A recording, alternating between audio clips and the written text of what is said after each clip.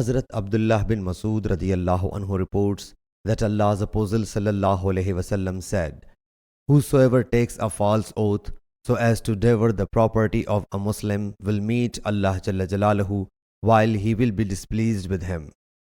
Hazrat Asha says, "By Allah Jalla Jalaluhu, it is about me. For I and a Jew had a piece of land. He negated my right. I took him to the Prophet sallallahu alaihi wasallam. Allah's Apostle sallallahu alaihi wasallam said to me, 'Do you have witness?' I submitted, 'No.' So he sallallahu alaihi wasallam said to the Jew, 'Take an oath.' I submitted, 'O Allah's Apostle sallallahu alaihi wasallam, he will usurp my right by swearing.'